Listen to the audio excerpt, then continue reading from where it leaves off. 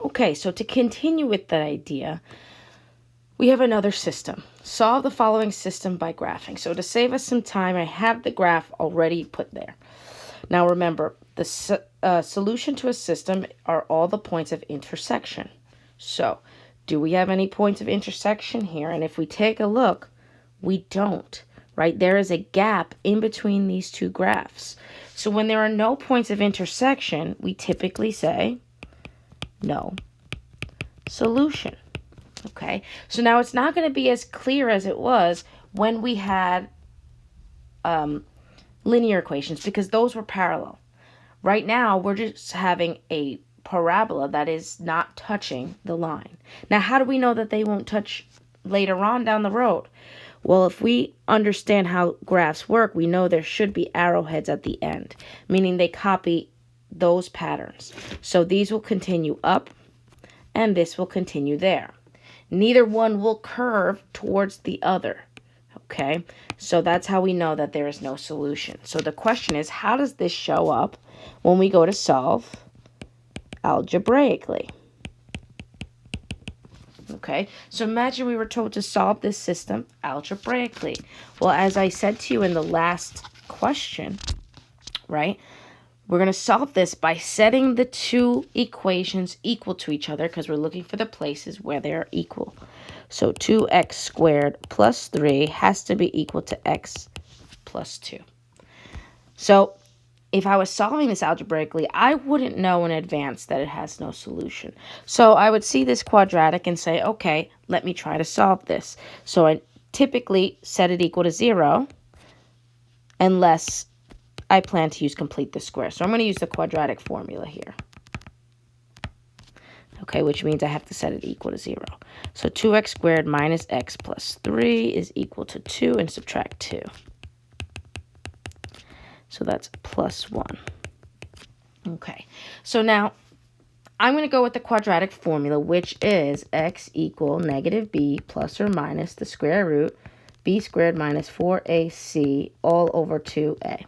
So my a in this question is 2, my b is negative 1, and my c is positive 1.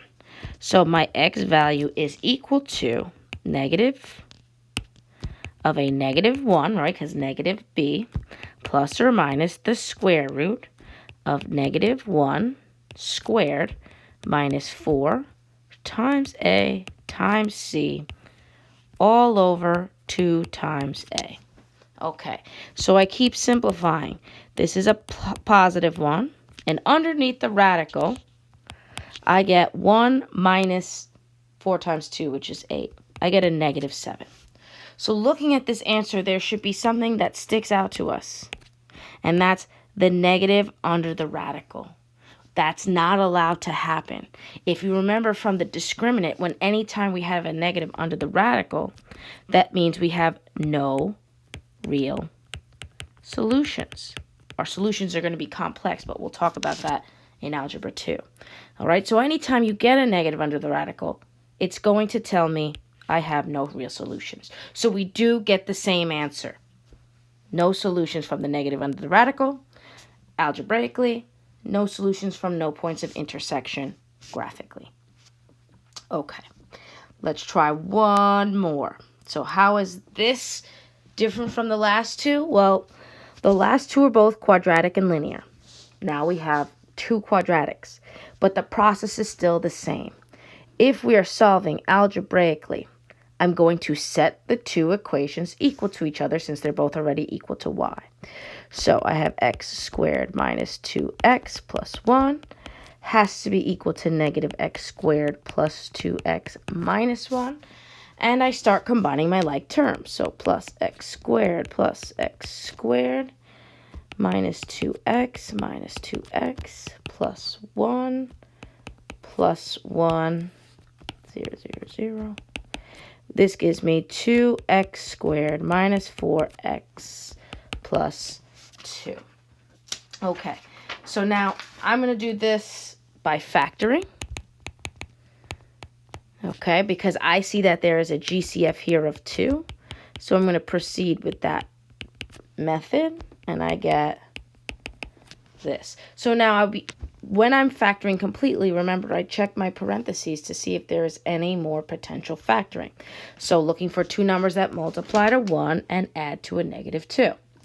Well, that number is -1 and -1, which I can rewrite as -1, x minus 1 squared.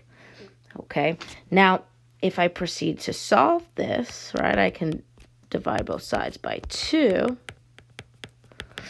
And I know that if I have a square on one side, I could cancel it out by doing the square root of both. And something interesting happens. I get x minus 1 is equal to plus or minus a 0. Now, plus or minus a 0 doesn't exist because 0 doesn't have a sign. So when I add 1 to the other side, I end up with only one answer. X is equal to -1. Okay, so we should expect only one point of intersection when we do graph this. Okay, but before we get there, we need the y value that is related to this x. Now, since they're both quadratics, it does not matter what I'm going to use. So I'm just going to use the first one. And I get 1 minus 2 plus 1. And I get a y is equal to 0. So the point of intersection that I should anticipate seeing is the point 1, 0. So I graphed that for you. And again, I suggest that you practice graphing on your own. Okay, but if I plug these two, this one being into y1, this one into y2, you'll see that you do see two parabolas intersecting at one point, which happens to be both of their vertex point. Okay, now, just as a review, remember, you can find the point of intersection on your calculator by pressing second, trace, and choosing option number 5, which is intersect. That is what will give you the intersection at the bottom. Now, you'll notice it's 1.00006. That's a rounding error. Okay, if you ever see 0.006 or 0.99999, you want to make sure you're rounding accordingly and assuming that that is x equals to 1. But the calculator still is a great way to check your answers. Okay. So we have one last question to talk about. All right, solve the following system by graphing. Round your answer to the nearest tenth. So I have two functions. F of x is a quadratic. G of x is a linear equation. But when I go to look at their points of intersection, I should notice that neither one of these is a nice, clean number. Okay, they fall on the in-betweens. A hint that that's a case is because it asks me to round to the nearest tenth. So if that's the case, all right, I'm going to show you how to do it both on your calculator and with algebra. So if that's the case, the table is not going to work for you here. You have to use the second trace intersect feature of your calculator. And when you do that, you should get the values 0.7, 2.7 for this point of intersection, and then you have to do it a second time, moving the keys over, okay? So you want to make sure that you are using the left and right keys, right? So that you can move to the second point of intersection, okay? And then again, you press second trace intersect, and you should get for this one 4.3, 6.3. Okay, so now let's talk about this algebraically. Now, we know the answers don't work out to anything nice, so factoring is probably out of the question. So for this example, when we solve it, we're going to use the one we haven't used yet, which is complete the square. All right, so solve the following system algebraically. Now, we should know that f of x and g of x are just symbols for y. There's just naming them as two separate functions, okay? So we are looking for the place where f of x is equal to g of x in this case, okay? Meaning I'm setting them equal to each other. Okay? And I'm going to solve this by complete the square. So I'm going to move my x over, and I'm actually going to move my constant over to the other side because I know for complete the square, the constant has to be by itself. Okay, so I get x squared minus 5x is equal to a minus 3. Now, if you remember, complete the square, we need to add to both sides the b over 2 squared value. So my b in this case is negative 5 over 2 squared. That is a 25 over 4 that is being added to both sides. Okay, so now when I add these together, I get 13 over 4. And on this side, I'm going to factor. Remember, I can take the value before I square and plug it in directly into the parentheses of the factored form. Square root of both sides. And I get x minus 5 over 2 is equal to plus or minus radical 13. And I reduce my denominator to 2. And I add the 5 over 2 to both sides for a final answer of 5 over 2 plus or minus radical 13 over 2. So you might be asking yourself now, is this the same as this? And the answer is yes, okay?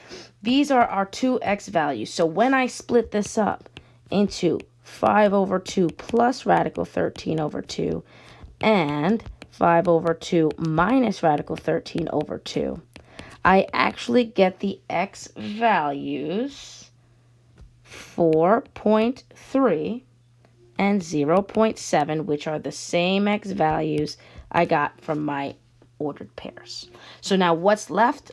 I need to get my y values. Okay, so I'm going to actually plug in the decimals just because I have them. Let's find my y value. So in this case, we're going to use g of x.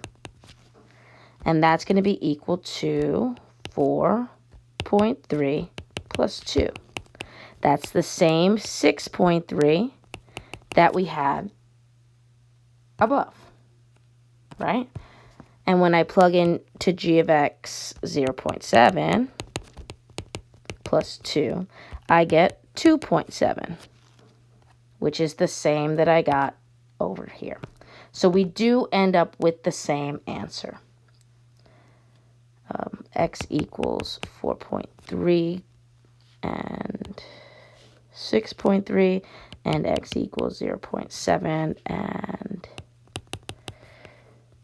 2.7. Great. Okay. So the last thing I want to enforce to you is notation. So the directions, this is a common direction. It says the graph below shows two functions, f of x and g of x. So we're back with function notation. State all the values of x for which f of x is equal to g of x. So in this question, they are asking you for the values of x only, okay? It is understood in this case that the y's values are the same, that they are equal. So we're just trying to find the x values that correspond to that. So looking at our graph, we have this represented, right? We have, in this case, an absolute value equation and a constant. If we go down, the two values that make this true is x equals to -5 and x equal to 1. So anytime you see f of x is equal to g of x or h of x is equal to z of x, we are looking for the x values only. Okay, so let's test this out. State all the values for which h of x is equal to j of x. So again, they are asking me, find the x value that makes these two things equal. So how do I know I'm finding my x value only other than the notation? Well, if I were to solve this equation, what kind of answer would I get? Would I get a y equals or an x equals? I would get an x equals, right? X is equal to some number. So we're always going to be looking for the x coordinate. So I plug these two things into my calculator, and I can identify the x values that make this true. So I'm going to look at my graph. It looks like it's about x equals -2 and about x equals 6, and my table actually justifies that. Okay, so